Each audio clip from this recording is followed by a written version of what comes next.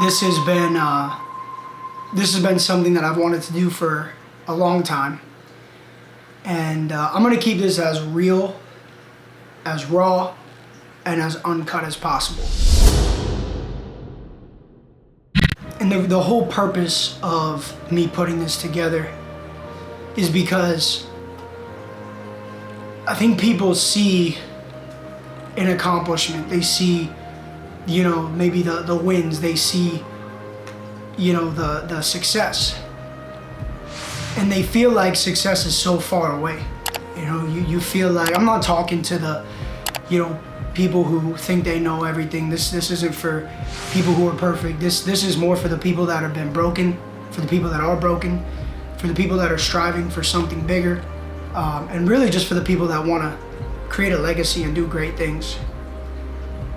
It's been almost 7 years since everything in my life changed. But I want to take you back a little bit before that. Back to really, when I was younger and I was in school. I remember never ever feeling like I fit in, never feeling like I was good enough. It's probably hard for some people to understand that, because it's like, wow, like you're such a successful, well-known entrepreneur, motivator, but it wasn't always that way. I wasn't always comfortable in who I am, and I wasn't always confident in that walk.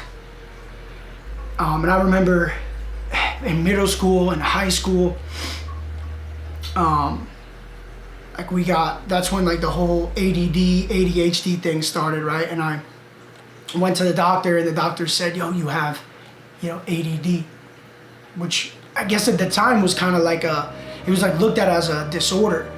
And it was when all that stuff was developing, and so, we get these little ADD pills, and I just remember starting to take it, and it started to transform me, right? And not really in a good way. I started to feel very anxious. I lost my appetite, and I would feel super depressed sometimes. I was super on point, focused, but sometimes where you focus on the wrong things. And I came off of it in the junior year of high school. I told my mom, I don't want to do this anymore. I don't feel good. I get stomach aches. I have no appetite. I don't feel good. And they ended up gaining a lot of weight over the course of the next 3 or 4 years. I gained probably 65, 70, maybe even more. But I was 270 pounds. And there's a few moments in my life that really changed everything for me. And the first one was actually the first time that I ever got high. And I don't do drugs anymore. I haven't done drugs for years, but this is real and raw and uncut. So if you judge me, it's all good. But it was the first time that I got high. I was with a couple of my friends. I'm not gonna name drop, but I'm gonna get real on this thing. And we were sitting in the car, and I remember just feeling this point of relaxation.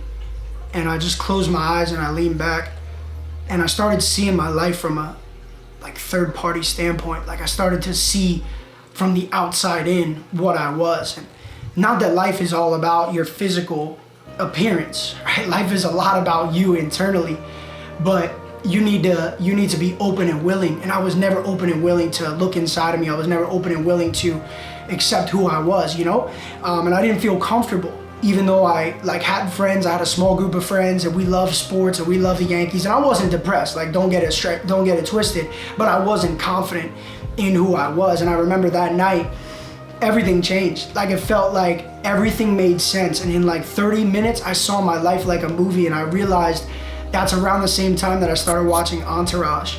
You guys probably remember, if you've never seen Entourage, it's amazing. But I started to think that that was the first show, documentary, that showed me that success from not this methodical movie scripted thing. It was so real and uncut, and I wanted to live a lifestyle that was fun and free. And so right around that time, I started to just take my health serious. And me and my best friends, we found this basketball court, and we started going to play basketball every night, and I'm just sweating. And that was 2009. And within a year, I literally lost all the weight. And I was getting ready to graduate from my local college. And I went away to like a real school, a big school, to finish my 4-year degree. And so now I'm like I'm feeling good about myself. I'm confident. You know, I'm not chunky anymore. My jeans went from like 40 to like 34, sometimes on a good day 32. And I'm walking with a different swag, and I'm like realizing my posture is important, and, you know, conviction. And I'm just like, girls are starting to look at me, and that wasn't really a thing that much anyway before that. It was more of me wishing that I had a girlfriend. And like just everything in life was different. Like I had this new environment. I just started exploding and moving super fast, and I developed an ego to some extent, especially looking back. Like in the time, I wouldn't say I had an ego, but I started to develop one. And the second moment that changed my life occurred shortly thereafter. And it was my first summer in Atlantic City. And I was a waiter at a really popular restaurant. And I was out one night drinking with my fraternity brothers and a bunch of our friends in the sorority. And the last thing that I remember was backing out of the parking spot. And then the second to last thing, that was the second to last thing that I remember. The last thing that I remember was waking up. And I don't know if I was sleeping, if I was dreaming, I have no idea. But I remember waking up and seeing a car in front of me about 20 feet. And I'm going about 45 miles an hour. And I think you know what happens next. And like immediately on impact, I just snapped. Like I snapped into like this crazy conscious understanding that, number one, I became a man, and I was about to lose everything. I had a great job. I felt like I was this like macho, you know, like I had a lot of friends and things were just great, and I felt somewhat untouchable. And I just felt like in that moment, like I gotta do something. And so I literally popped out of my car. And I didn't realize at the time, but I had bit my tongue in half. Sorry to get real. I told you it's gonna be real raw, so there'll be a couple parts where you're like, what? But I actually bit through my tongue and ripped part of my arm open. And when I got out of the car, here's the craziest part. I got out of the car and I hit a Jeep. So I had a Honda Accord, and I hit a Jeep. So I hit a car that was bigger than mine, and that car flew. So you know I was rocking. And I get out, and I'm immediately, adrenaline takes over, and I just go to check and make sure that nobody was hurt. And nobody was in the car. And I'm like, that doesn't make any sense. It was in the middle of an intersection and nobody was in the car. And this lady, this woman, I believe she lived in like the apartments. So there was like a marina on the left side and like apartments on the right side. And this woman, she comes down out of nowhere. And then a guy came from across the street because there was a bar there, and I guess it was like probably 2 or 3 in the morning. So there's 2 people. I don't remember what they look like. I don't remember much. I'm pretty sure they were there for a reason. And I remember this woman said, "Well, look, we saw a guy run from the car." I'm like, damn. So I get myself out of the center of attention. I'm off to the side. I'm just bleeding. And, you know, I grab my phone. I call my parents. I'm like, look, this is what happened. I got in an accident. Like, go to this hospital. Barely talking. I'm like, my tongue is like lacerated. And all I could think was, I'm about to get a DUI. I'm going to lose my job. Like, my life is over. And then I remember feeling this like feeling of like a calming feeling. And I think that's when God really said, hey, look, if you were ready to elevate and like really, I don't know, just like, I don't know if there wasn't a word. It was just like a feeling like, man, if I'm about to take life serious, if I'm about to grow, that I'm protected, I'm safe. And so I guess you would say that I prayed in that moment even though I wasn't intentionally like praying, but I think I basically just said, God, please not right now. And they put me in the ambulance, they put me in a stretcher, put my neck in the brace, put me in the ambulance. And I remember the guy, the EMT in the ambulance, was an angel for sure. And here, I mean, we could fast forward through all the rest of the details, but I don't know what happened. They ended up saying that I hit a parked car on the side of the street, because I don't think they know what happened. I got a check from the insurance company. I got a new car, and I suffered like really only one consequence. And it's interesting, but I have that scar on my tongue, so sometimes when I eat spicy food, I feel it, or you know, something like that. Anyway, that was turning point number 2. And so that really humbled me. Like I'm so against drinking and driving. I'm so against, you know, that. And I literally made a decision that day that I'm gonna get my life together. And so I gotta give credit to 2 important people in my life. Lou Esposito, who owned the restaurant, and honestly, without Lou as a mentor, and Lou taking me under his wing, I wouldn't be here today. And without Kobe Fryer, and I always tell people, like, Kobe is literally one of the most important people in my life. And like, those 2 literally took me under their wing. They saw more in me than I saw in myself. And you know, they helped me get positioned in a job in a nightclub. Of course, I go to a nightclub. Still have more humbling to do. God wasn't done with me yet. But I go get a job in a nightclub, and I'm killing it. I'm literally making connections. I started with no book of business, like no clients, nothing. And within a few months, I was doing really well. Like, I was attracting good customers, good clients. People were buying tables. So I was a VIP host. So my job was to make the party fun, and we were having a great time. We became one of the best places to go in Atlantic City. And you know, I think that there's a point in your life where if you start feeling success and you start seeing success, greed is a natural thing that's gonna come in. And I'm not gonna name drop, and I've never talked about this story, but I'm not like gonna throw anybody under the bus. So there's some details I'm gonna leave out.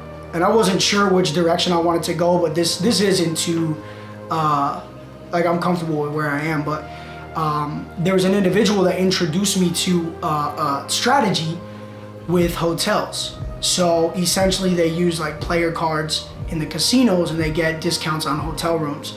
And it was a busy weekend coming up, and one of my biggest clients was trying to get a hotel room.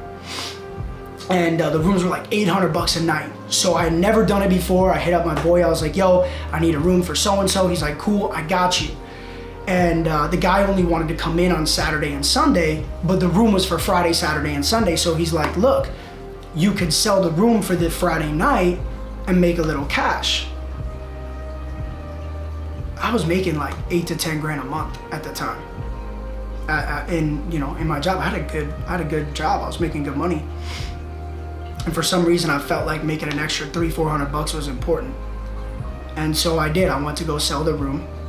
And however that got out, that's between that person and God, but somehow they knew that I had that extra room, and somehow they knew that that room was being sold. I've actually never told the complete story, but I also, as you could probably tell, got caught trying to sell that room. They called me from a fake phone, got me on camera going to meet somebody who was gonna buy the room, who wasn't a real person. And that night I got fired. I got called down. They're like, hey, come down, give us your phones. Like, they took my phones. This was turning point number 3. I had worked 16 hours a day, never stole, never lied, never cheated. I in that moment, I guess I did. But before that, I had never done any of that. And this is something that individual was doing before and after.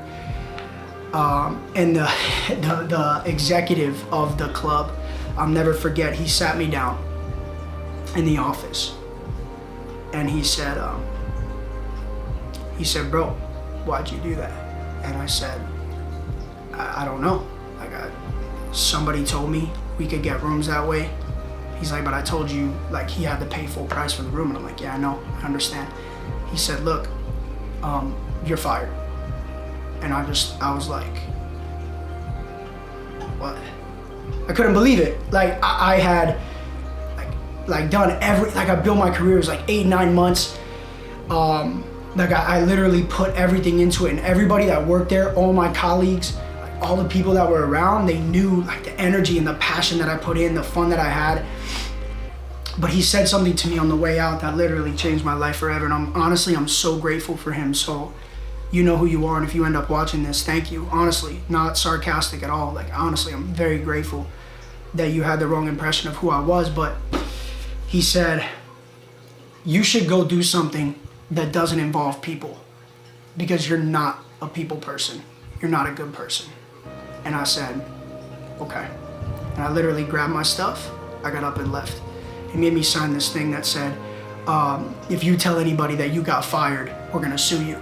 They didn't want me to tell people the truth.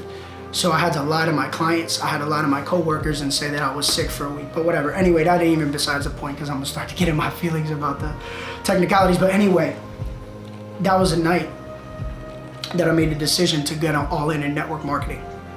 I literally left the club. My friend had been prospecting me for like 5 months for network marketing, and I thought it was the same as a lot of people think. You don't know what you don't know, so I thought it was some scam or something. And that night I said, you know what? Maybe I'm just being closed-minded.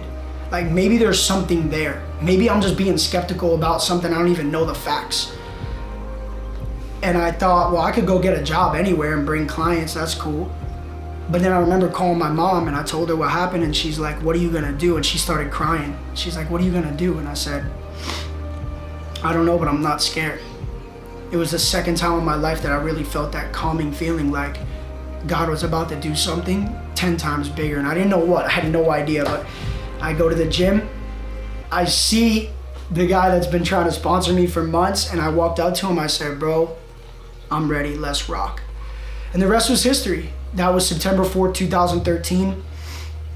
I made the decision to go all in network marketing. And for the first 2.5 years, I literally was so coachable. I was so committed. I had my mom co-sign a $10,000 credit card when my money ran out. I love you, Mom. Without you and Dad, literally, I wouldn't have been able to make it past that rough 2.5 years, because I refused to go back. I wanted to prove that I made the right decision, and I didn't want to prove that man wrong that told me that. I wanted to prove myself right, that I would always put people before money, that I would always be a people person, that I would always strive every single day, no matter what, to make people smile, to elevate their life, and just to live a life that was remembered by all the great things, not by one little blemish that honestly wasn't even really, it was on me, but it's all good. But it wasn't a true depiction of who I am. And I took out the credit card. That thing filled up fast. I got another credit card. That thing filled up fast. And I started picking up little jobs here and there. You know, like a lot of people know that I was delivering pizza and Chinese food. And my friend Jerry, who I have to give credit to, Jerry. Without Jerry, I don't know. He's one of those people. Like I can't take credit for the success. And Jerry's just one of those people that's a part of the story that can't be erased. But Jerry picked me up 2.5 years into entrepreneurship. I'm like really struggling. I've racked up about $25,000 in credit card debt at this point. Minimum payments are due. Remaining balances are, small. And I work with Jerry, and he gave me a job delivering pizza and Chinese food. So now I'm trying to become an entrepreneur, taking calls, doing webinars in my car while delivering pizza and Chinese and flowers and all this stuff 7 days a week, picking up cash to make sure the thing could keep going. And then Matthew Rosa became from an acquaintance to a business partner, and the rest is history. But Matt and I teamed up back in 2014 while I was in this position. I remember one night he called me and he's like, bro, why don't you just move to Miami? He's like, he's like, my roommate's moving out, me and Shorty, that's his wife now, it's his fiance then. He's like, we have the extra room in the apartment. It's a couple $100 a month. He's like, bro, why don't you just move to Miami? What's the difference? Like, move here, let's focus, let's grind. And I was like, all right, I'm down. I had no money. I told my mom, I'm moving to Miami. She said, are you crazy? I said, maybe, but I'm not gonna know if I don't go. So I made that decision in November, and in December, we got introduced. I made that decision in October to move there December 1st of 2016. So December 2016, I was moving to Miami. October, we made the decision that I was gonna go. It's crazy. Breakthrough number 4, November 19th, 2015, Matt, through Austin, finds Chris Terry and the company we're currently a part of. And it was like $500 to get started. Matt and I were both broke. We were both like really struggling in network marketing. We were struggling in entrepreneurship. We were struggling in a lot of different areas of our lives. And Chris believed in us. He gave us a discount to get started because it was $500 back then. So he let us sign up for like $200. I squeezed it on my credit card, made Matt send me the 100 so I could make my minimum payment. It was that bad. And that's honestly why Matt and I became business partners, because we were friends, but we're like, yo, if we're gonna do this, let's do this. And I tell you this story because there's really a lot of probably similarities. I don't think I'm the only person that went through, adversity in my life. I think everybody goes through adversity in your life, but God would never send a great soldier through hell if he doesn't believe that you can help elevate people to heaven. And heaven's a place on earth, not a place. Heaven's a mindset, it's a peace. And my journey is not perfect. My life right now is not perfect. There's every single day things that I'm working on, things that I want to grow through. But it's just I wanted to make this video because I want you, if you're watching this, I want you to understand that if you're on that same path, you're on that same journey, maybe you are where I was, or maybe you're going through it and you're a little bit elevated. I want you to keep going. I want you to keep going. I want you not to, guys, I had people tell me, oh, it's a pyramid. Oh, only the people at the top make money. Oh, you're not gonna be successful. Oh, why don't you get a real job? Oh, why, you're a smart kid, why don't you do this? And I don't blame them, because when you do something different, it's different. It's not the norm. And I don't know if you're in network marketing, I don't know if you're in sales, I don't know what you're doing. I don't know if you're in real estate, if you're trying to start your own business, I don't know, maybe you are going through college. What I'm gonna tell you is this: when you have a goal, when you have a vision, when you have a focus, when there's something in your heart that you believe, that you know you belong at the end of, just go pursue that. Don't let anybody tell you into your life who you are.